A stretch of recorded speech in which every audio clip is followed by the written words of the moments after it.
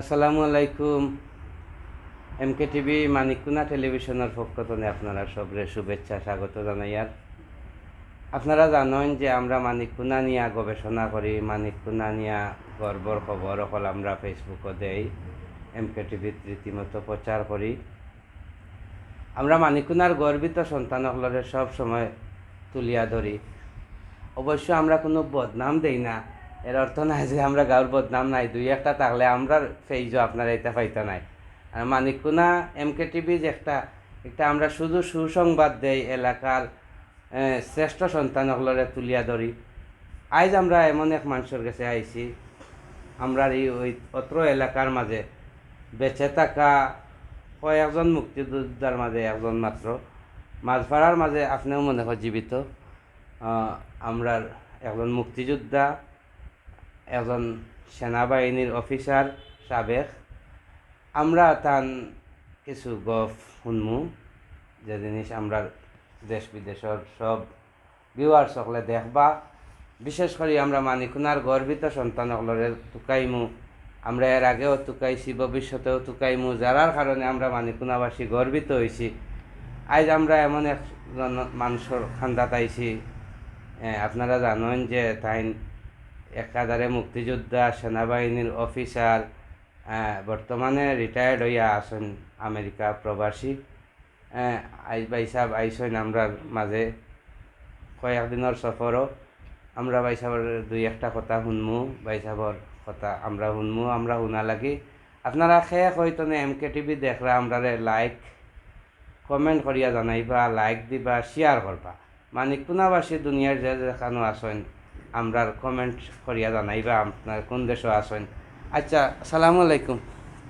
ওয়ালাইকুম সালাম রহমতুল্লাহ বারকাতু। আমরা আপনারে ভাইয়া ধন্য হয়েছি, আমরা কিছু জানি আপনার ইতিহাস, এরপরেও আপনার মুখ যদি শুনি তে ভালো লাগবো। আপনি কিলা পয়লা সেনাবাহিনীত যোগ দিছিলা কত ইংরেজিত? আমিও খুশি আজকে যে আমার এইভাবে একটা সুবর্ণ সুযোগ দেওয়ার জন্য। আসলে সময় এবং সাপেক্ষে আমি বহুদিন দেশের বাইরে আসছিলাম বলে আমি এটাতে বঞ্চিত আসছিলাম। আজকে তোমাদের এই সান্নিধ্যে আমি আমার কথাগুলো বলতে পড়ার জন্য বা বলার সুযোগ দেওয়ার জন্য আমি নিজেদের ধন্য মনে করতেছি। আমি আসলে মদনমোহন কলেজের ছাত্র ছিলাম। ইন্টার পরীক্ষা দেওয়ার পরেই আমি জেনারেল উসমানী সাহেবের সান্নিধ্যে আসি এবং উনি আমার এই ইন্সপায়ার করছিল যে আর্মিতে যোগদান করার জন্য। এবং আপনারা সবাই জানেন যে 70-এর ইলেকশনের পূর্বে আমাদের তৎকালীন আমাদের আওয়ামী লীগের নেতা আমাদের বঙ্গবন্ধু শেখ মুজিবুর রহমান সাহেব আসছিলেন আমাদের কাশিম আলী হাই স্কুলের মাঠে। সেই মিটিংয়ে আমি মদনমোহন কলেজ থেকে ছাত্রলীগের পক্ষ থেকে এখানে ওনার ভলান্টিয়ার হিসাবে আসি এবং ওই সময় ওনার সান্নিধ্যে আমি ওনার সাক্ষাতে আসি এবং ওনার সাথে আমি আলিঙ্গন করে বুক মিলামিলিও করেছি ছাত্র হিসাবে। পরবর্তীতে আমি উসমানী সাহেবের সান্নিধ্যেই আমি এটা ইনফরমেশন আসে যে আমি আর্মিতে যোগদান করার জন্য। ফোনটা আসে আমাদের ময়নামিয়া মার্চেন্টের দোকানে, যেটা ডাক্তার মিনহাজউদ্দিন, আমরা যে শাসক তৎকালীন আমাদের আওয়ামী লীগের লিডার, উনি আমার এই খবরটা জানাইলেন যে মাহতাব তোমার জন্য খবর আসছে, তুমি আর্মিতে যোগদান করার জন্য। আমি ঢাকা জেনারেল উসমানী সাহেবের বাসায় যাই। বাসার নাম্বার মনে আছে J23 বনানীতে। ওনার বাসাতে যাই। বাসা থেকে আমি ওনার সাথে সাক্ষাৎ করার পরে উনি আমাকে একটা প্যাকেট দেয়। সেই প্যাকেটটা আমি তৎকালীন আমাদের East Bengal regiment centre commandant Mahmudur Rahman, brigadier general Mahmudur Rahman Majumdar, ওনার কাছে পাঠানোর জন্য একটা প্যাকেট দেন এবং আমাকে ইস্ট বেঙ্গল রেজিমেন্ট সেন্টারে পাঠান। এবং ওই দিন থেকে আমি যেদিন এখানে চিটাগাং যাই, ওখান থেকে আমি আর্মিতে যোগদান করি। এটা 1970 প্রারম্ভে, 71-এর প্রারম্ভে। ওই দিনে আমি আর্মিতে যোগদান করার পরে আমার ট্রেনিং শুরু হয়ে যায়। ওইদিকে বাইরে যে উত্তপ্ত অবস্থা, রাজনৈতিক উত্তপ্ত অবস্থা আমরা ট্রেনিং অবস্থায় জানতে পারতাম যে বাইরের অবস্থা বেশ ভালো নয়, রাজনৈতিক অবস্থা চরম অবস্থা আসতেছে। তো 7ই মার্চের ভাষণ, শেখ সাহেবের 7ই মার্চের ভাষণ আমরা ক্যান্টনমেন্টে তাকিয়ে আমরা চুপিসারে শুনছি রেডিওর মাধ্যমে। তখন আমি আন্ডার ট্রেনিংয়ে আছিলাম। 7ই মার্চের ভাষণ আমি শোনার পরে আমরা বুঝতে পারছি যে হয়তো আমরা মনে হয় আর একই দেশ হিসাবে থাকতে পারবো না, সামনে আমাদের অনেক দিনকাল খারাপ আসতেছে। তবে আমাদের যারা ট্রেনিংয়ে যারা আমাদের সিনিয়র যারা ছিল, ওনারা সবসময় বলতো, দেখো আর্মির মধ্যে এরকম কোনো কিছু হবে না, আমরা কাজ করব, আমরা ট্রেনিং করব, আমরা একসাথে আসি, একসাথে থাকি, এটা নিয়ে তোমরা কোনো চিন্তা করি না, তোমরা তোমাদের ট্রেনিং যেটা করতে থাকো। আমাদের সাথে আমাদের একজন উস্তাদ ছিল, আমরা ট্রেনিং করাইতো, নাম ছিল আজিজ। পরবর্তীতে উনি মাস্টার ওয়ারেন্ট অফিসার হিসাবে রিটায়ার করছে। তো উনি আমাদেরকে সুবিচারে বলতো, ওনার বাড়ি ব্রাহ্মণবাড়িয়া, বলতো, রে বেটারা খুব সতর্ক থাকিও, সামনে দিনকাল বেশ ভালো না। তো আমরা যারা এখানে, আমি একটা প্লাটুনে ছিলাম ট্রেনিংয়ে, তো আমরা সবাই মেট্রিক পাস ছিলাম। আর আমি কিন্তু ইন্টার পরীক্ষা দিয়া গেছি, আর্মিতে যোগদান করছি। আমার বাড়িতে আমার মা বাপ বাবাই কেউ জানে না, হ্যাঁ, কেউ জানে না যে আমি যে আর্মিতে যোগদান করতেছি। এক ধরনের লুকাইয়ে গিয়ে আর্মিতে যোগদান করছি। তো ওই হিসাবে আমরা এখানেও যে মেট্রিক পাস যে আমরা 26 জন ছেলে আসছিলাম একসাথে, সবাই আমরা বাঙালি। আমাদেরকে এনরোল করা হয়েছিল যে national battalion, the 10 national battalion হিসাবে আমাদেরকে যোগদান করার জন্য অপশন করা হয়েছিল, যেটাতে 25% বাঙালি, 25% বালুচ, FF, পাঞ্জাব, এইভাবে চারটা থেকে আমরা এই রেজিমেন্টটা হইতো। এরা সব শিক্ষিত ছেলে নিয়ে আইতো একটা স্পেশাল ফোর্স গঠন করার জন্য আর কি। তো আমাদের ট্রেনিং আমরা থাকতামও আলাদা, আমাদের সব কিছু আলাদা ছিল, আমাদের ইনস্ট্রাক্টর ও ট্রেনিং সেন্টার আলাদা ছিল, এবং আমাদের সাথে আমাদের প্লাটুনের নাম ছিল পাইলট প্লাটুন, 6 পাইলট প্লাটুন। গণগোটা দিনে দিন সব কিছু শুনতেছি। কিছু যে নিম্ন শ্রেণী যারা কর্মচারী আছে, তারা বলতো যে আজকে অমুক জায়গাতে এইভাবে গোলাগুলি হয়েছে, সেই না আমাদের পাবলিক মারা হয়েছে, সেই আর কি।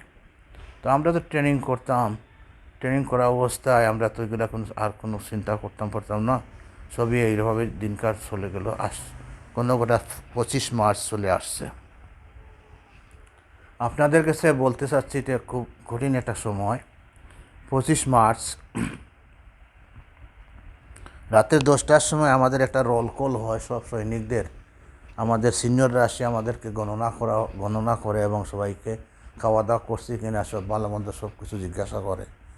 তো আমরা স্বাভাবিকভাবে আমরা বলছি খাওয়া দাওয়া করছি। আমাদের সিনিয়র যে ছিলেন, উনি আমাদের একজন senior warrant officer, Nurul Islam নাম ছিল, আমাদের দায়িত্বে ছিলেন। উনি আসা বলছে, বেটারা করিও না, চিন্তা করিও না যে কোনো কিছু হবে না, আর যদি কোনো কিছু হয় যে আমাদের 3টা খুঁত খোলা থাকবে। খুঁত মানে যেখানে অস্ত্রাগার থাকে, সেই অস্ত্রাগার খোলা থাকবে, তোমরা সেখান থেকে অস্ত্র উঠাইবা এবং দেশের জন্য মানে যুদ্ধে ঝাঁপিয়ে পড়বা। এটা আদেশ আমাদের কাছে চলে আসছে রাত্রে 10:15টার সময়, এরকম একটা আসছে আর কি। তো আমরা তো আমি যে ব্যারাকে ছিলাম, আমার ব্যারাকের পরে আরেকটা ব্যারাক ছিল, এরপরে ওই লোক আমাদের খুঁত এলাকা আর কি। ইস্ট বেঙ্গল রেজিমেন্ট সেন্টার, এটা চিটাঙ্গে আছে, এটা ক্যান্টনমেন্টের ভিতরে। এটা এখানে সবসময় শুধু বাঙালি সৈনিকদেরকে ট্রেনিং করানো হইতো, বাঙালি রেজিমেন্টের, যাদের মাথার মধ্যে ক্যাপে বাঘ আছে, এখনও দেখবেন সেই বাঘদারি সেই লোক দ্বারা, এবং এদের ঐতিহ্যবাহী রেজিমেন্ট সে টাইগার, সেইটার একটা সদস্য আমিও। সেইভাবে আমরা রাত্রে খাওয়া দাওয়া করার পরে যে মানে আদেশ সব কিছু শোনার পরে আমরা নিজ মানে বেডে গেছি। বেডে যাওয়ার পরে রাত্রে 1:10-15 হবে সময়, হঠাৎ চতুর্দিক থেকে মানে গুলির আওয়াজ শুনছি। গুলির আওয়াজ শোনার পরেই মনে করতেছি কী হইল, আমরা হতভম্ব হয়ে গেছে। ঠিক ইন দ্য মেন টাইম আমার প্লাটুন হাবিলদার, মনে আছে ওনার নাম হাবিলদার কবির, তাই বাড়ি ওনার নোয়াখালী আর কি। উনি এসে বলতেছে তোমরা এখনও ঘুমাইতেছি, জলদি উঠো, যান বাঁচাও, চতুর্দিক থেকে আক্রমণ চলে আসছে। কথা প্রসঙ্গে বলতে চাচ্ছি এইটাই যে আমাদের নিকটবর্তী ইস্টবেঙ্গল রেজিমেন্ট সেন্টারের কাছাকাছি পাকিস্তান আর্মির যেটা রেজিমেন্টটি ছিল সেটা হলো বালোচ রেজিমেন্ট, 20 বালোচ রেজিমেন্ট। এবং এই 20 বালোচ রেজিমেন্ট তাদেরকে আদেশ করা হয়েছে যে তারা মানে আমাদের উপরে আক্রমণ করে আমাদেরকে নিরস্ত্র করবে আর কি। কথা প্রসঙ্গে একটু কথা ভুলে গেছি আমি, সেটা আবার পুনরুদ্ধার বলতেছি। আমাদের সেন্টার কমান্ডেন্ট তখন ছিলেন ব্রিগেডিয়ার জেনারেল মাহমুদুর রহমান মজুমদার, জকিগঞ্জ বাড়ি ছিল, এবং উনি ইস্টার্ন কমান্ডার ছিলেন, মানে ইস্ট পাকিস্তানের কমান্ড ছিলেন উনি। তো ওনাকে তারা 23 মার্চ, তো এটা পাকিস্তান দিবস বলে একটা জোয়া ছিল, ওই দিনই ইস্ট পাকিস্তান ইন্ডিয়া বলে দুইটা দেশ দ্বিজাতির তত্ত্বের ভিত্তিতে এটা হয়েছে আর কি, মানে গঠন হয়েছে ওই 23 মার্চ এটা ফাঁস হয়েছে আর কি। তো এই হিসাবে এই দিনটাকে তা মানে পাকিস্তান আমলে এটাকে খুব বেশি সম্মান দেখানো হইতো আর কি। তো ও সম্মান দেখানোর পরিপ্রেক্ষিতে আমাদের একটা প্রীতিভোজ হইতো। এই প্রীতিভোজের সময় আমাদের এই জেনারেল সাহেব, এই যে মজুমদার সাহেব, উনি আমার প্লেট থেকে এসে খাওয়া দাওয়া করছে, মানে প্লেটটি মাংস খাওয়ার পরে বিসমিল্লাহ করার পরে পুরা ক্যান্টনমেন্টে তখন খাওয়াটা হয়েছে আর কি। উনি খুঁজছে যে আমার এই ছেলেটা কোথায়। এই খাওয়া দাওয়ার পরবর্তীতে সেই 23 মার্চে ওনাকে মানে হেলিকপ্টার আসার পরে ওনাকে নিয়ে গেছে পাকিস্তানে, মানে ঢাকায় নিয়ে গেছে। ঢাকা নিয়ে যাওয়ার পরে ওনাকে সেখানে অ্যারেস্ট করে রাখা হয়েছে। তো ওনাকে অ্যারেস্ট করে রাখার পরে নেক্সট আমাদের কমান্ডার এখানে আসলো, SSC Gree, colonel SSC Gree, উনি পাঞ্জাব রেজিমেন্টের ছিল। উনি আমাদের অধিনায়ক হিসাবে কাজ করলো, আর বাঙালির উপরে যত রকমের কর্তৃত্ব উনি এখানে করাইতে শুরু করলো আর কি। 25 তারিখ 1:15 যখন হয়েছে তখন তো 26 মার্চ শুরু হয়ে গেছে। সেই শুরু থেকেই যুদ্ধ শুরু আমাদের, এবং সেই থেকে আমরা যখন আমাদের এই হাবিলদার সাহেব যখন বললো যে সবাই যান বাঁচাও, আমরা নিজ নিজ রুম থেকে মানে যেভাবে পারি ক্রুলিং করে ড্রেনে গিয়ে পড়ছি। ড্রেনে গিয়ে ওই রাত্রে আমি নিকটবর্তী ক্যান্টনমেন্টের ভিতরে উসমানী সাহেবের নামে একটা হিল আছে, সেই হিলে গিয়ে আশ্রয় নিয়েছি, এবং আরেকজন সিনিয়র ছিল ওনার সাথে রাতভর, ওনার MG2 MG2 হিসাবে কাজ করছি, মানে ওনার MGতে আমি অ্যামিউনিশন ঢুকাইছি, আর উনি পুরা রাত্রে মানে ফায়ার দিছে এবং নিরস্ত্র আমাদের সৈনিকদেরকে সেখান থেকে আউট হইতে সাহায্য করছে আর কি। ভোরের যখনই আজান হয়েছে, ফজরের আজান হয়েছে, আজানের শেষের দিকে যেমন আর কি আসসালাতু খায়রুম মিনান নাওম বলার সাথে সাথে পুরা চট্টগ্রাম শহর মনে করলাম যে স্পুলিংয়ের মতো মানে চিৎকার দিয়ে উঠছে, এবং ফুটতে পড়ে মানুষ সবাই রাস্তায় নামে গেছে। তারা সবাই জানতে পারছে যে চিটাং ক্যান্টনমেন্ট আক্রান্ত হয়ে গেছে, বাঙালি সৈনিকদেরকে মারা হয়ে গেছে, এবং পুরা সিভিলের হাতে যে যেটা পারছে অস্ত্র হাতে লইয়া তারা মানে যেভাবে যেটা প্রতিরোধ শুরু করছে আর কি। তা আমরা এইভাবে ওই সময় এখান থেকে বাইরে আসছি, এবং ওই রাত্রে পাহাড়ে ছিলাম, নিকটবর্তী মানে ক্যান্টনমেন্টের ভিতরে যে টিলা ছিল অন্তে আশ্রয় নেওয়ার পরে এখান থেকে বাইরিয়া ছত্রভঙ্গভাবে আমরা মানে নিকটবর্তী পাহাড়ে গিয়ে ঢুকছি। পরবর্তীতে আপনারা জানেন প্রবীণ লিডার চিটাগাঙ্গের আজিজ সাহেব, আওয়ামী লীগের আজিজ সাহেব, ওনার নেতৃত্বে মানে আমাদের যে সৈনিক যারা যেখানে মানে স্ক্যাটার হইয়া বিভিন্ন জায়গায় যারা আশ্রয় নিয়েছিল তাদেরকে মানুষে গিয়া মানে পাহাড় থেকে বাইর করে আনে একত্রিত করছে। ওরা ফয়েজ লেক নামক স্থানে আমাদেরকে খাওয়া দাওয়া দেওয়া হয়েছে। এখান থেকে খাওয়া দাওয়া দেওয়ার পরে হালিশ্বর বিডিআর ক্যাম্পে গিয়ে আমরা মানে আশ্রয় নিছি ওই রাত্রে। কিন্তু আমরা পুনর্গঠিত হওয়ার আগেই আরবার আমাদের উপরে আক্রমণ চলে আসছে রাত্রে। পাকিস্তানের পাকিস্তানের বাবর শিফ নেভেলের বাবর শিপ থেকে এবং বাটালি পাহাড় থেকে আর্টিলারি শেলিং পুরো রাত্র আমাদের উপরে হয়েছে। এখান থেকে আমরা সকালে মানে বাইর হইয়া যাই এবং যে যেভাবে পারি মানে নিজের আশ্রয়স্থলের দিকে গেছি। তখন আমাদের কমান্ড কাউন্ট কিছু ছিল না। এটা আমি বলতেছি 27 তারিখের ঘটনা, যখন সমুদ্র সাইড দিয়ে আমরা হাঁটতে আসছিলাম, মানে লোকালয়ে যেটা মানে শহর ছাড়িয়া, ট্রেন লাইন ছাড়িয়া, পাকা রাস্তা ছাড়িয়া আমরা জালিয়াপাড়ার দিকে মানে মানে সমুদ্রের কাছাকাছি হাঁটিয়ে চলে যাইতেছিলাম। ঠিক অন দ্য মেইন টাইম ওই 27 মার্চ প্রথমে মানে রেডিওতে শুনছি মানে জিয়া সাহেবের ভাষণ। আমি মেজর জিয়া বলছি। উনি যে তখনই বোঝা গেল যে আমরা একজন কেউ উদ্ধারকারী আছে বা আমরা কেউ কমান্ড আছে। হ্যাঁ, যে যেভাবে পারো শত্রুর মোকাবিলা করো। উনি সেইটা চিটাগাঙ্গের কালুঘাট থেকে সেই ভাষণটা দিছে, আমরা শুনছি আর কি। ইন দ্য মেন টাইম মানে সামনে কুমিরা পর্যন্ত হাঁটিয়ে গেছি।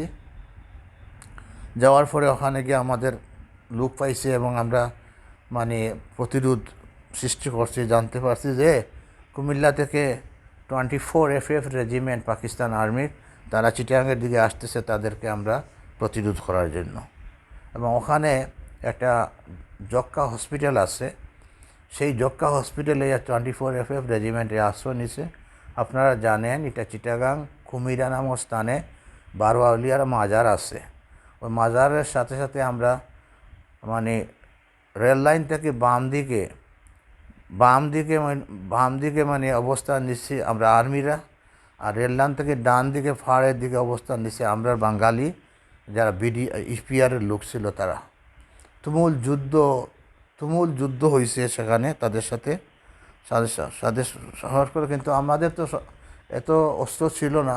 তারা পরবর্তী তারা মানে তাদের কাছে অন্যান্য আর্টিলারি শেলিং, এরপরে অন্যান্য মোটর দিয়ে লাস্টে আমাদের প্রতিরোধ যেটা আসলে বুঝ হয়েছে তারা ভাঙ্গে তারা ভিতরে ঢুকে গেছে। আমরা সমুদ্রের দিকে চলে গেছি, গিয়া কেউ সন্দ্বীপের দিকে চলে গেছে নৌকায় উঠিয়া। আর আমরা ওখান থেকে হাঁটিয়ে আমার মনে আছে আমি 8 দিনে মানে আটিয়াম যতে আসছি, সিলেট আসছি, আমাদের বাড়িতে আসছি আর কি। আমি যেদিন বাড়িতে আসছি আমি সুলতানপুর, তখন এটা আমবাড়ি গ্রাম ছিল। আমি আমবাড়ি গ্রাম অতিক্রম করে যখন আসতেছিলাম তখন দূর দেখছি যে আমাদের মানে জুনাবালি যে তারা যে মানে রাইস মিলের খোলা, এখানে একটা মিটিং হইতেছে, লাইট আলো টালো বাস হইতেছে আর কি। তখন দুইজন লোকে আমার চ্যালেঞ্জ করছে রাস্তা, তুমি কই থেকে আসছো, কী আসো বিষয়। আমি অন্ধকারের মধ্যে বলছি যে আমিও মানিকুনাথ বাড়ি আমার, আমি বাড়ির যেতাম। তখন তারা আরও বেশি করছে, আমারে বিরক্ত করছে। তখন আমি কইছি আমি অমুক, আমি মাতা আমার নাম। তখন তারা মানে দৌড়িয়া ব্যাক করছে, না হ্যাঁ।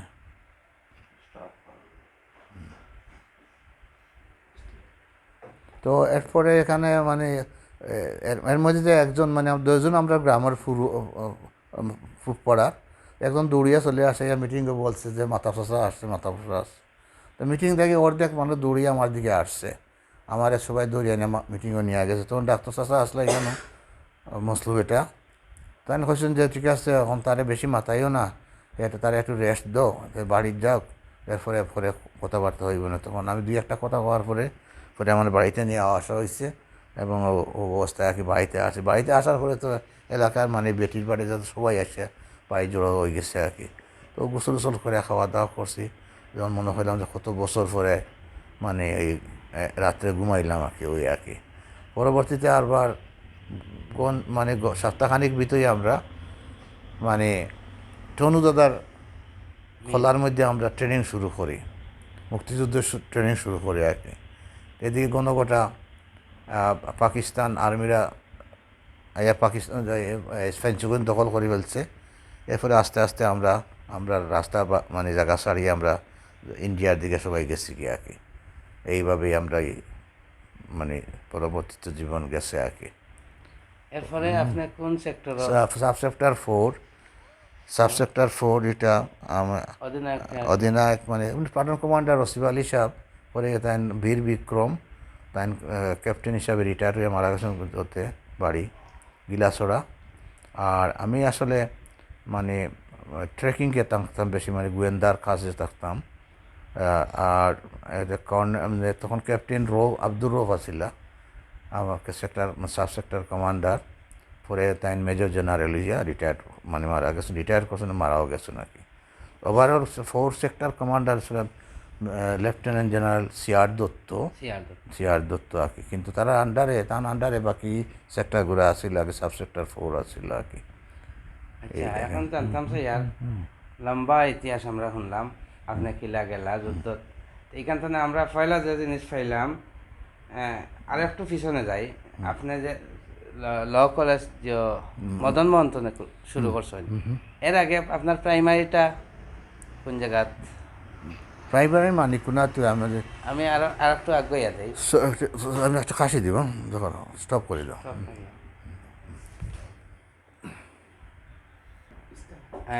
শ্রোতাবন্ধুসকল, আপনারা জানেন যে মানিককুনা সরকারি প্রাথমিক বিদ্যালয় 1840 ইংরেজিত স্থাপিত করা হয়েছে।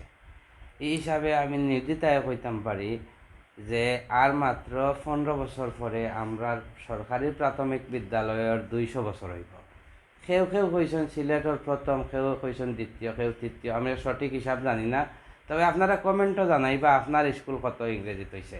তা আমি যে আপনার কাছে জানতাম স্যার, আপনার প্রাইমারি কিতা আমরার প্রাইমারি স্কুলে পড়ছেন নি? অবশ্যই। আচ্ছা, আমি বলতে চাচ্ছি এটা যে 1840 সালে যে প্রাইমারি স্কুলটা হয়েছে সেটা আমরা মানিকুনা বড়বাড়ি।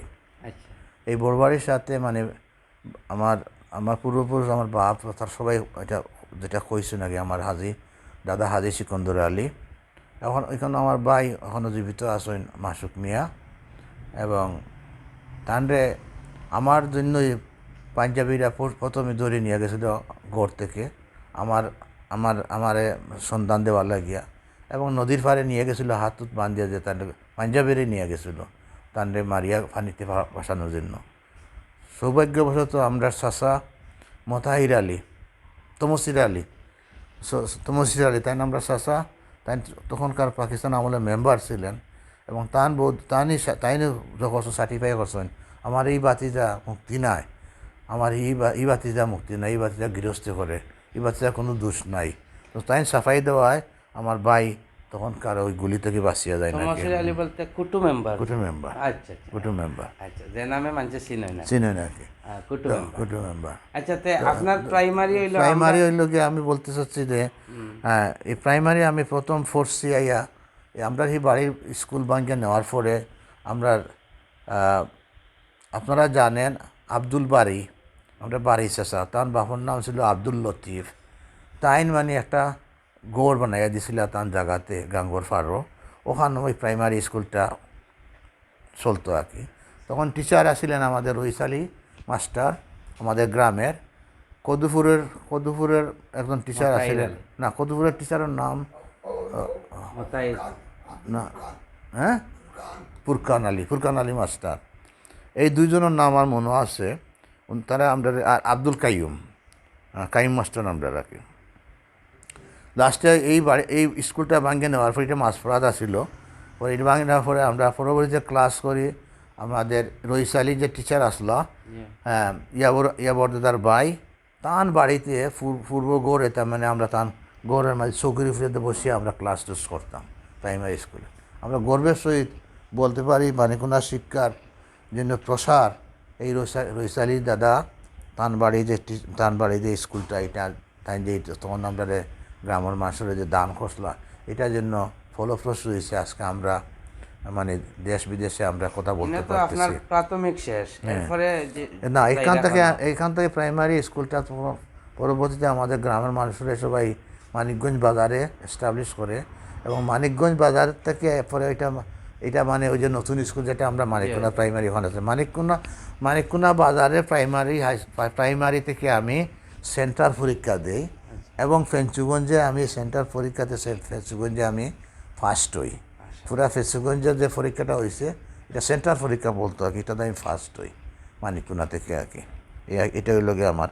এরপরে আমাদের সেন্টার পরীক্ষা শেষ করার পরে আমি চলে যাই আমার মামার বাড়িতে ঢাকা দক্ষিণ নিছি এবং ঢাকা দক্ষিণ গিয়া 6-এ ভর্তি হই এবং ঢাকা দক্ষিণ থেকে আমি 1967-এও আমি মেট্রিক পাস করে আমি সিলেট মদনমোহন কলেজে কমার্সে মানে আমি ভর্তি হই লেখাপড়া করার জন্য আর কি। এর পরবর্তীতে পরীক্ষা দিয়ে আর্মিতে যোগদান করলাম এবং আপনাদের এই সামনে আমরা যে কথাগুলো যে জিনিস বললাম। পাইলাম যে আপনি মুক্তিযুদ্ধ শুরু হওয়ার আগেও বঙ্গবন্ধু যে সময় কাশিম আলিতে আইসলা আমি কয়েকজনের মুখ গপ শুনছি, ওই সময় কালো আপনার বঙ্গবন্ধুর লগে দেখা হয়েছে। এরপরে বঙ্গবন্ধুর প্রতি আকৃষ্ট হইয়া আপনি ছাত্রলীগের পক্ষতনে আইসলা মদনমোহনের পক্ষে ভলান্টিয়ার হিসেবে ভলান্টিয়ার হিসাবে। এরপরে আপনার যে বডি ল্যাঙ্গুয়েজ বা সবটাই মিলাইয়া শিক্ষাগত যোগ্যতা সবটাই মিলাইয়া দেখছেন যে আমরা মিনাজউদ্দিন চাচা সহ মানিক কুনার সব মানুষে যারা তৎকালীন আওয়ামী লীগ তারা মনে করছেন যে আপনারে আর্মিত দেওয়ার জোকা মানুষ মনে করিয়া আপনারে আর্মিত দিসলা। এরপরে আপনি আর্মিত গেছেন, ইনো গিয়া আপনি পরবর্তীতে যুদ্ধত গিয়া শরিক হয়েছিরা নিজের অজান্তেও হয়ে যার। এরপরে আপনি 27 তারিখ আপনি মেজর জিয়াউর রহমানের আপনারা তৎকালীন নেতা যে আর্মির নেতা। আচ্ছা আপনি যে পাকিস্তানের আর্মি, আপনি কিন্তু বাংলাদেশের আর্মি নাই, পাকিস্তান আর্মির যোগ দিছেন। নিজের আপনার বেতনটা কিন্তু পাকিস্তান আর্মি সরকারে দেয়। আপনারা যে নিজের দলের বিপক্ষে নিজের দেশের বিপক্ষে তৎকালীন যে এই সময় আপনার কোন সাহস নিয়ে আমি গেলাম মাঠো? এর পরবর্তীতে কত বড় বিপদ হইতে পারে এটা মাথা তাই না, এটা আসলে এটা প্রত্যেক দেশেরও নিয়ম হইল যে যারা সামরিক বাহিনীতে যোগদান করে এবং যদি তারা যদি ও দেশের নিয়ম ভঙ্গ করে যদি তারা যদি বিদ্রোহ করে তো তাদের মৃত্যু হইল ফায়ার স্কোয়াডে। তাদের মৃত্যু তাদের মানে কোনো বিচার না, বিচারটা হইলো ফায়ার স্কোয়াডে তাদেরকে গুলি করে মারা আর কি, দেশদ্রোহী হিসাবে। তো কিন্তু এখানে তো যেটা শুরু হয়েছে যে আমাদের মানে মাতৃকার লড়াই, যেটা হইল গিয়ে দেশের মানুষের স্বাধিকারের লড়াই। দেশের মানুষ এককভাবে তাদের ম্যান্ডেট দিছে এবং আমরা এককভাবে মানে পাকিস্তানের সংসদে আমাদের ম্যান্ডেট পাইছে আমরা দেশ শাসন করার জন্য, শেখ সাহেব এটা মানে প্রধানমন্ত্রী হওয়ার জন্য। কিন্তু তারা এই আইনটা তারা ভঙ্গ করছে, পাকিস্তান তারা এই আইনটা ভঙ্গ করছে। তারা দেশের সাথে তারা মির্জাফরি করছে, যেটা নিয়ম দেশের শাসনতন্ত্র, যেটা নিয়ম যারা ইলেকশনে ফাঁস করবো তারাই শাসন করতো। কিন্তু তারা এই সুযোগ না দিয়া তারা আমাদের উপরে রাত্রের অন্ধকারে আমাদের সাধারণ মানুষের উপরে তারা নির্বিচারে গুলি করছে। ক্যান্টনমেন্টে মানে আমাদের বাঙালি আমরা যারা আছিলাম আমাদের সাথে আমাদেরকে তারা ঘুমে রেখে তারা গুলি করছে। একটু বোঝা লাগে কইয়া বলেন, যুদ্ধ শুরু হওয়ার একদিন আগেও আপনার খান্দাত কিন্তু পাকিস্তানি পাঞ্জাবি একজন, পাঠান 3 জন, আপনার নেতা আপনার লিডার অথবা আসিল একলগে খাইছেন। যুদ্ধর ঘোষণার পরেও আপনার দুশ্মন হয়ে গেছে, আপনারা মারিতে পারে। একটা কঠিন সময় এটা ছিল, আমরা লাগে এটা খুব কঠোর এবং কঠিন সময়। তো একটা সবাই এটা বলতে চাচ্ছি যে 25 তারিখ রাতে 10:15টার সময় বলা হয়েছে যে না, আমরা আর্মি মারামারি হবে না, আমরা দেশটা ঠিক রাখতে হবে। কিন্তু একটা ফন্ডতে কিন্তু তাদের থেকেই প্রথম আমাদের আঘাত আসছে, আমাদেরকে নিরস্ত্র অবস্থায় তারা গুলি করছে। ওই দিন রাত্রে আমাদের অনেক লোক মারা হয়েছে। আপনারা জানেন আমাদের সিলেটের একটা গর্বিত সৈনিক অফিসার কর্নেল এম.আর. চৌধুরী, আপনারা যদি বটেশ্বর যান, বটেশ্বরের মেইন ক্যান্টনমেন্টের সামনে এখানে একটা বোর্ড দেখবেন, এম.আর. চৌধুরী হাউজিং। উনি মুজিবুর রহমান চৌধুরী লেফটেন্যান্ট কর্নেল ছিল। উনি আমাদের ইস্ট বেঙ্গল রেজিমেন্ট সেন্টারের উনি তৎকালীন সিআই ছিল, চিফ ইন্সট্রাক্টর ছিল। ওই রাত্রে তারা মানে ওনাকে মানে নিরস্ত্র করার জন্য উনি বলছে হ্যান্ডস আপ করার জন্য। তখন উনি বলছে না, আমি হ্যান্ডস আপ করবো না, আমি সৈনিক, আমি হ্যান্ডস আপ করবো না। কিন্তু তখন তারা ওনাকে মানে ব্যানেটের আঘাতে ওনারে তারা মারছে, শহীদ করছে আর কি। তো এই অবস্থাটাকে আর কি যে আমরা যেটাই আর কি এখানে আমরা যে মানে পরবর্তীতে যেটা আমরা করছি, এটা আমরা নিজের মা বোনরে রক্ষা করার জন্য, নিজের দেশের মা বোনের ইজ্জত রক্ষা করার জন্য, দেশের মাটির পবিত্রতা রক্ষা করার জন্য আমরা হাতে অস্ত্র নিছি। এটার জন্য যেটা হয়তো যদি আমরা বন্দী হইতাম, যেটা হয়তো আমরা মৃত্যুবরণ করলেও আমরা কোনো দুঃখ ছিল না আর কি। আমরা এটার জন্য কোনো কুণ্ঠাবোধ করতাম না, কোনো আচ্ছা, ভয় আর বিভীত একটু আসতাম জানি না। চাই, যেহেতু আপনি আর্মি অফিসার হিসাবে যুদ্ধত গেছেন, আপনার লগে আমরা এলাকার কোনো যারা মুক্তিযোদ্ধা আছেন এরা কেউ দেখা উকা হয়েছিল নেই? আসিল, আমরা এখানে আছে আপনার ফেঞ্চুগঞ্জ আছে, দীপকলাল দত্ত আছে, একরাম আলী আছে, আমাদের মানিকুনার আমাদের মানে যে আমাদের মহিউদ্দিন আরজু ভাই। আরজু আসছিল, আজির সাথে দেখা হয়েছে, আশিদ আলী বেটা দেখা হয়েছে। আমি কিন্তু তারা তো মুক্তি সিভিল তো নাই, আমি তো ট্রেন আর্মি ছিলাম। আমি লাস্টে এখান থেকে মানে আমাদের মানে যখন হয়েছে মানে ট্রেন হিসাবে আলাদা করা হয়েছে, আলাদা আলাদা। আচ্ছা, আপনি উসমানী সাহেবের কথা কইছেন, আমি ফাঁকা দিয়ে আর এক সেকেন্ড মাতিলাই। উসমানী সাহেব, আমরা 2000 সালে একটা টুর্নামেন্ট হয়েছিল মানিকপুনার, Bangabandhu football gold cup tournament. তো আমরা কয়েকজন মিলিয়া, আমরা তৎকালীন যারা অবিবাহিত কয়েকজনে মিলিয়া উসমানী গ্রুপ দিয়ে একটা নাম দিছিলাম। আমরা সেমিফাইনাল পর্যন্ত খেলাইছি। ওই হিসাবে আমরা উসমানী সাহেবরে খুব ভালো পাইতাম। এরপরে আমরা যখন বিবাহ হয়ে গেল, আমরা বাদে আর উসমানী সাহেবের গ্রুপ থেকে বঞ্চিত হয়ে গেলাম।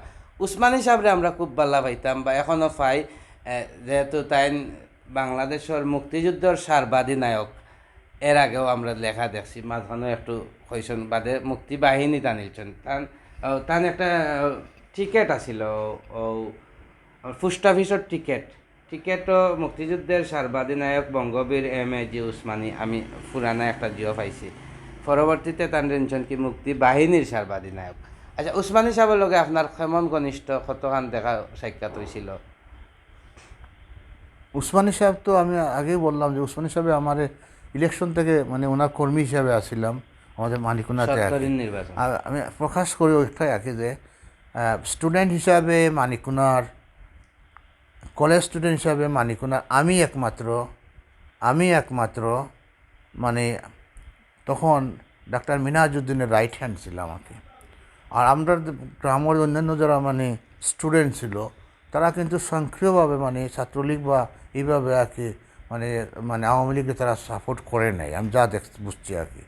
হ্যাঁ, তারা আমার হিংসার চোখে দেখতো। কিন্তু আমি ডাক্তার মিনাজউদ্দিন এর পরবর্তীতেই উহাকে আমি চাকরিতে যাওয়ার পরে আমি আমার আবদার করতাম ওনার কাছে, উনি আমার আবদার সবসময় শুনতো এবং আমারে নিজের আপন বাতিজা হিসাবে উনি মানে গ্রহণ করতো এবং আমারে ওনার ছত্রচ্ছায়া এবং ওনার দৃষ্টিভঙ্গিতে আমি আজকে এতদূর সামনে আসছি আর কি।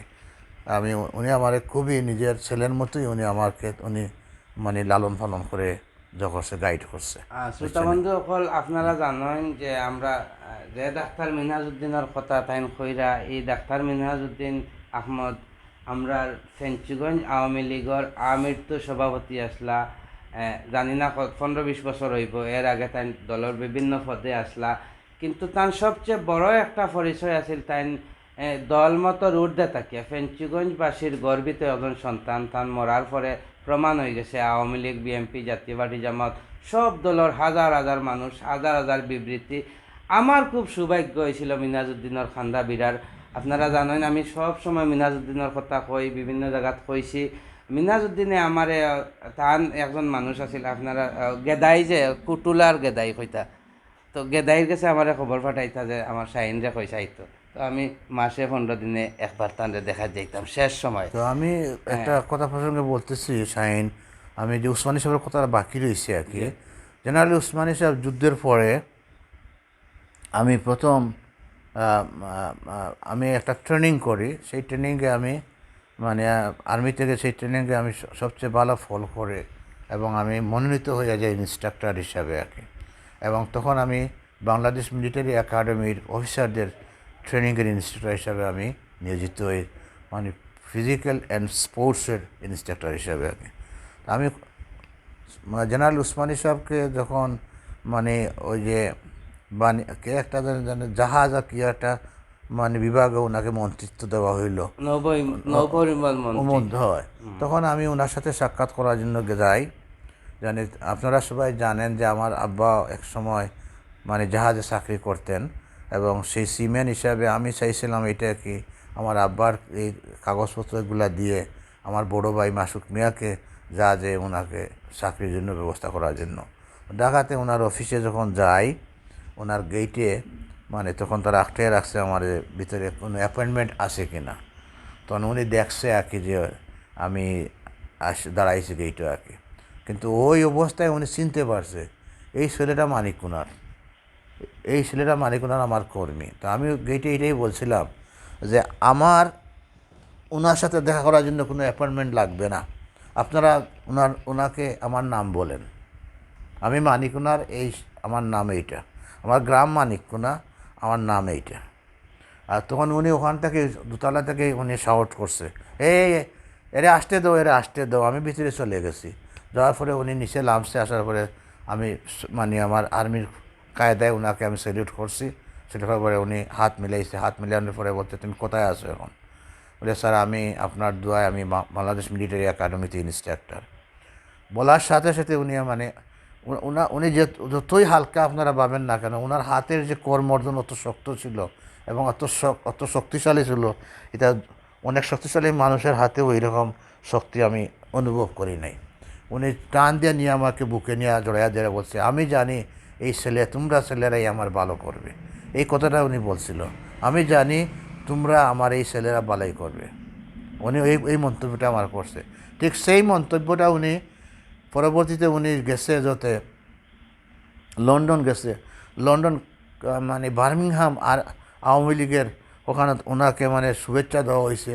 ওখানে আমার সম্বন্ধী জনাব কুনু মিয়া, মুবশির আলী আব্বার নাম হয়, তান আব্বার নাম মুবশির আলী, ওনার ছেলে কুনু মিয়া, ওনার কাছে গিয়া জিগাইছে মানে তুমি মাতাবকে চিনো? বলে জি। উনি বলছে যে আমার তো এইভাবে আত্মীয়, এই না সেই না। বলে খুব ভালো একটা ছেলে, খুব খুব ভালো, খুব ভালো, সে সোনার ছেলে। উনি গিয়া ওনার কাছে মন্তব্য করছে। কুনু ভাই সাহেবের সাথে বহুত বছর পরে দেখার পরে উনি বলছে যে উসমান হিসাবে আপনার জন্য এই কথাটা বলে গেছে আমাদেরকে, আমরা খুব খুশি হয়েছি যে আমরা মানিকুনার জন্য এরকম কথা বলে গেছে আর কি। তো উসমান হিসাবের সাথে আমার অনেক স্মৃতি আছে, অনেক কিছু আছে। আমি ঢাকাত সিলেটে আসে ওনার জাদুঘরে ওনার সাথে দেখা করতে গেছি। এরপরে উনি আমাকে ওনার গাড়ি দিয়ে নেওয়ার মানে ট্রেন স্টেশনে নিয়ে নামায় দিয়ে গেছে। মানে উনি খুবই মানে করতো মানে যারা এইভাবে দোয়া কি উনি খুব মায়া করতো উনি সবাই আর কি মানে আমাদের। আমরাও আপনার লাখান এখন মানুষ উসমানী সাহেব হইলা বাংলাদেশের মুক্তিযুদ্ধের সার্বাধিনায়ক। তাই একলগে একাধারে 3 জাতির আর্মি, তাই প্রথমে ব্রিটিশের আর্মি, এরপরে পাকিস্তানের বিজয় তাইন করছেন, এরপরে বাংলাদেশের মুক্তিযুদ্ধের সার্বাধিনায়ক। ও মানুষে আপনার প্রশংসা করছেন, আমরা মানিকুনাবাসী ধন্য হয়ে গেছি আপনার প্রশংসা উসমানী সাহেবের মুখে শুনছি। এরপরে আমরা জানতাম চাই ছোটকালের কিছু স্মৃতি আপনার। আমি শেখ সাহেবের কথা বলবো না? বলেন। শেখ সাহেবের সাথে তো প্রথম একটা সাক্ষাৎ হইলো আমার পেঞ্চুগঞ্জ কাশিম আলী হাইস্কুল মাঠে। এরপরে যখন আমাদের মিলিটারি একাডেমিতে যখন মানে ট্রেনিং শুরু হইলো, তো ট্রেনিং শুরু হওয়ার প্রারম্ভে উনি এসে উদ্বোধনী করে গেছে। তখন এটা কুমিল্লা ময়নামতি ক্যান্টনমেন্টে ছিল মিলিটারি একাডেমিতে। তো ওই সময় এই উদ্বোধনীর সময় আমি কাছে যেতে পারি নাই, কিন্তু 9 মাস ট্রেনিংয়ের পরে তাদের পাসিং আউট হইল ফার্স্ট লং কোর্স, মানে ফার্স্ট শর্ট কোর্স। সেই শর্ট কোর্সে আপনারা জানেন সেনাপ্রধান জেনারেল মোইন উনি পাস আউট হয়। উনি আমার হাতের ট্রেনিং প্রাপ্ত ক্যাডেট ছিল, এবং এখন যে স্বরাষ্ট্রমন্ত্রী আছে জেনারেল জাহাঙ্গীর, উনি আমার প্লাটুনের ট্রেনিং প্রাপ্ত ক্যাডেট ছিল, আমার প্লাটুনেরই উনি ছিল। তো মোইন সাহেব আমার প্লাটুনের ছিল না, কিন্তু আমার আন্ডারে ট্রেনিংয়ে ছিল। তো ওই পাসিং আউটের পরে আমাদের গ্রুপিং ফটো হয় ইনস্ট্রাক্টরদের সাথে, মানে বঙ্গবন্ধু শেখ মুজিবুর রহমান সাহেবের সাথেও ফটো হয়, এবং আমি ওনার পিছনে দাঁড়ানো ছিলাম।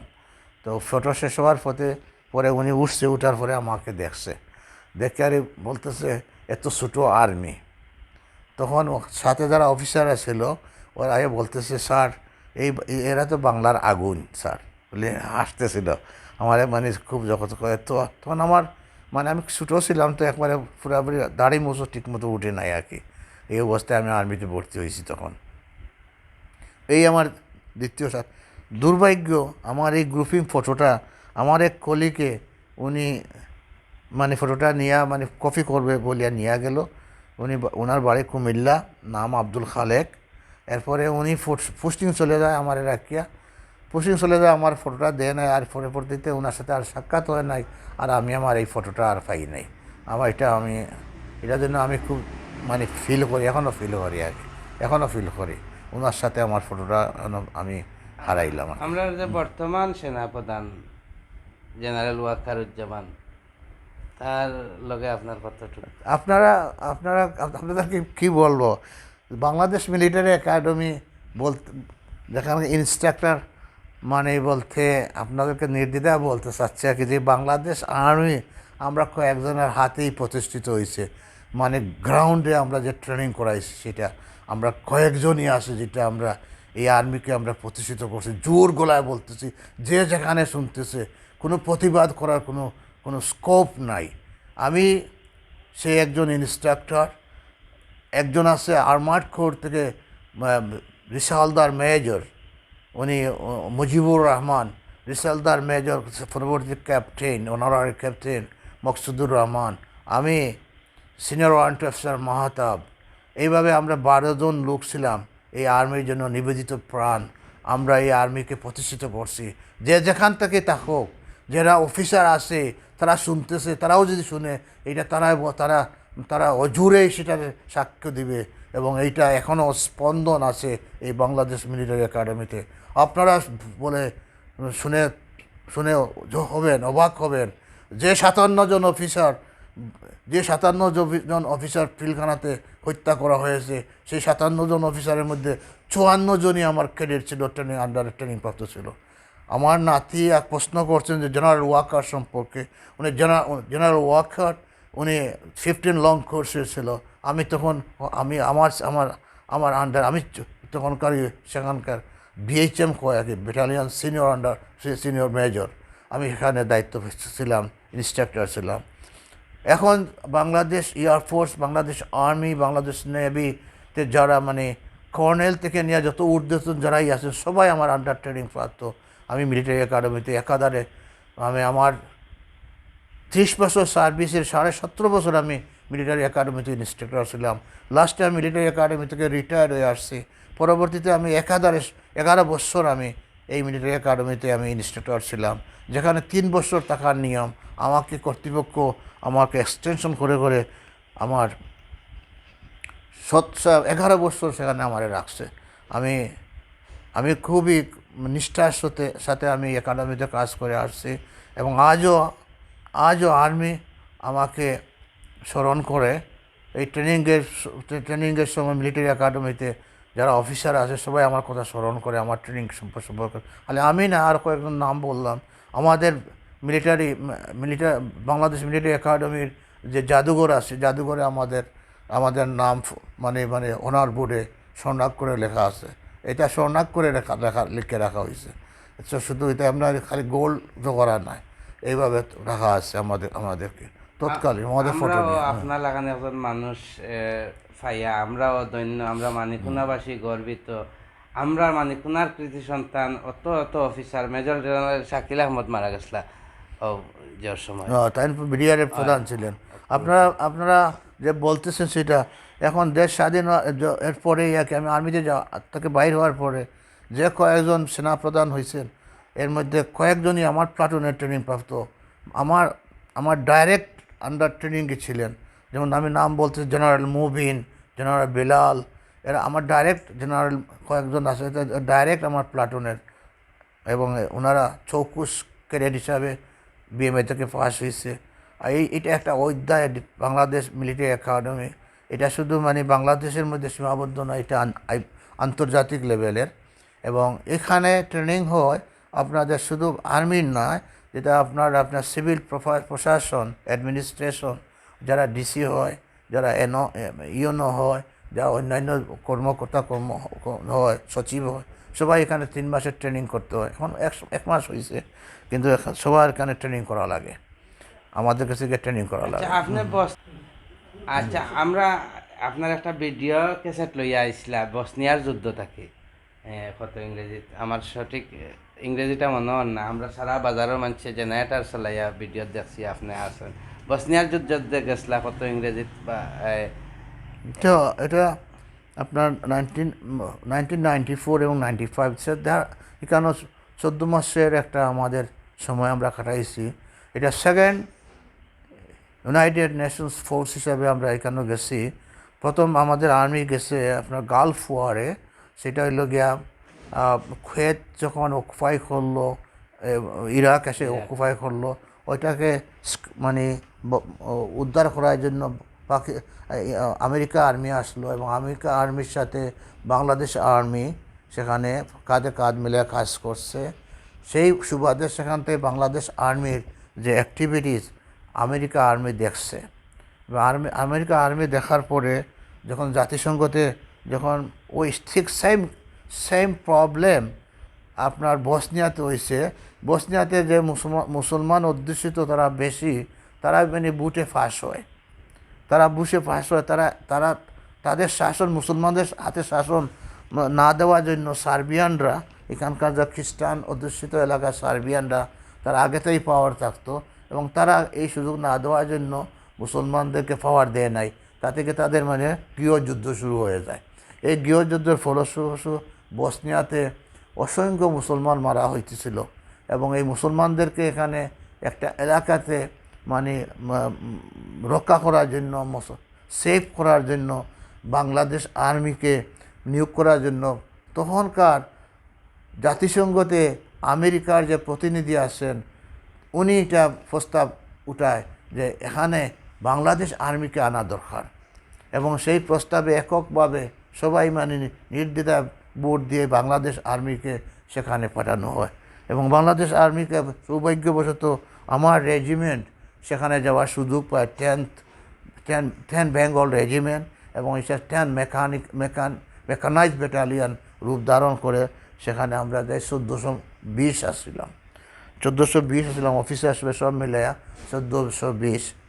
আপনারা শুনে অবাক যাবেন, আমি যে ক্যাম্প এলাকায় গিয়ে পড়ছি সেটা হলো বিহাজ, এবং এটা একসময় এখানে ইসলামিক ইউনিভার্সিটি পর্যন্ত আসছিল, এবং আমরা পাইছিও গিয়া সেটা। তো বিহাজে আমার ক্যাম্প বিহাজে হইল, সেখানে আমার কোম্পানি তো আমার সুপিরিয়র একজন মেজর ছিলেন, আর আমি সেকেন্ড কমান্ডার ছিল আমার। তো এই অবস্থায় সেখানে এমন একটা দুর্ভোগ এলাকা, সেটা এমন একটা মানে সবসময় এখানে মিসাইলের আঘাত আসতো চতুর্দিক থেকে, আমাদের চতুর্দিকে মিসাইল ইয়া পড়তো। আমরা মানে মুসলমান বাহিনী এবং সার্বিয়ান বাহিনীর মধ্যে আমাদের ক্যাম্প ছিল, একটা টেকনিক্যাল হাই স্কুলে আমাদের ক্যাম্প ছিল, কিন্তু আমরা মানে ওই সার্বিয়ানরা টার্গেট করতো, এরাও তো এখানে মুসলমান আইছে, এদের সাহায্য করবে, আমরা তারা মানে উৎপাত করতো বিভিন্নভাবে, মানে গুলাগুলি দিয়ে আমাদের আঘাত করতো আমাদেরকে।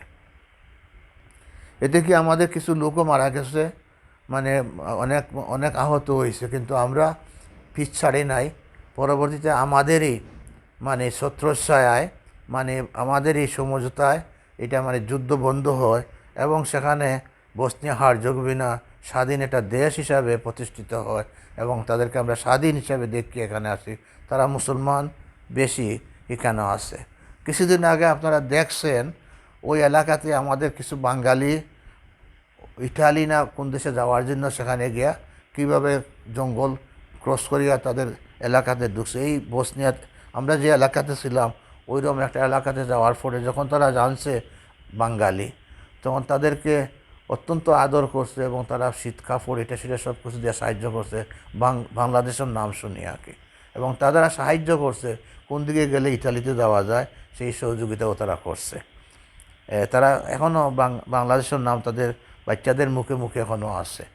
হ্যাঁ, তো এখানে আমাদের এই 14 মাসে আমরা যে সমস্ত মানে দুঃখজনক কষ্টজনক অবস্থা আমরা পাস করছি, আপনারা জানেন আমাদের 52 দিন আমাদের রসদ সাপ্লাই বন্ধ ছিল।